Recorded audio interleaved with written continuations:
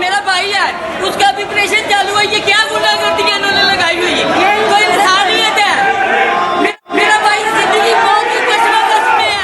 ਲਾਹੌਰ ਵਿੱਚ ਕਾਲੇ ਕੋਟ ਵਾਲਿਆਂ ਦੀ ਬਦਮਾਸ਼ੀ ਵੇਖ ਕੇ ਇੰਜ ਲੱਗ ਰਿਹਾ ਹੈ ਜਿਵੇਂ ਇਸ ਮੁਆਸ਼ਰੇ ਵਿੱਚ ਨਾ ਤੇ ਸ਼ਰਾਫਤ ਲਈ ਕੋਈ ਥਾਂ ਹੈ ਤੇ ਨਾ ਹੀ ਆਮ ਬੰਦੇ ਦੇ ਜਿਉਣੇ ਦੀ ਥਾਂ ਹੈ। PIC ਹਮਲੇ ਨੇ ਸਾਬਤ ਕੀਤਾ ਹੈ ਕਿ ਹਰ ਪਾਸੇ ਬਦਮਾਸ਼ਾਂ ਤੇ ਗੁੰਡਿਆਂ ਦਾ ਹੀ ਰਾਜ ਹੈ। ਪਹਿਲਾਂ ਡਾਕਟਰਾਂ ਹਸਪਤਾਲ ਦੇ ਅਮਲੇ ਨਾਲ ਰਲ ਕੇ ਵਕੀਲ ਕੁੱਟੇ ਤੇ ਫਿਰ ਵਕੀਲਾਂ ਉਹ ਕੀਤਾ ਜਿਹੜਾ ਦੁਸ਼ਮਣ ਫੌਜਾਂ ਵੀ ਨਹੀਂ ਕਰਦੀਆਂ। ये डॉक्टर की मौत है।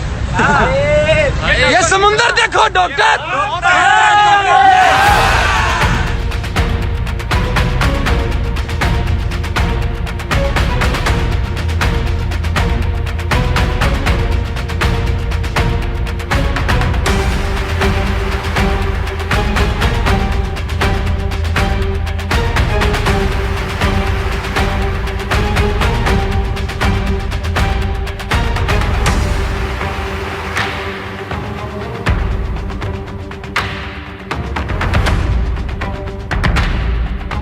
ਕਾਲਾ ਕੋਟ ਜਿਹੜਾ ਸ਼ਰਾਫਤ ਤੇ ਕਾਨੂੰਨਬੰਦੀ ਦੀ ਅਲਾਮਤ ਹੁੰਦਾ ਸੀ, ਕੱਲ ਉਹਦੀ ਪਛਾਣ ਹਸਪਤਾਲ ਉੱਤੇ ਇੱਟਾਂ ਰੋੜੇ ਮਾਰਨਾ, ਮਰੀਜ਼ਾਂ ਤੇ ਉਹਨਾਂ ਦੇ ਰਿਸ਼ਤੇਦਾਰਾਂ ਉੱਤੇ ਤਸ਼ੱਦਦ ਕਰਨਾ, ਅੱਗਾਂ ਲਾਉਣਾ ਤੇ ਭੰਨਤੋੜ ਕਰਨਾ ਬਣ ਗਿਆ।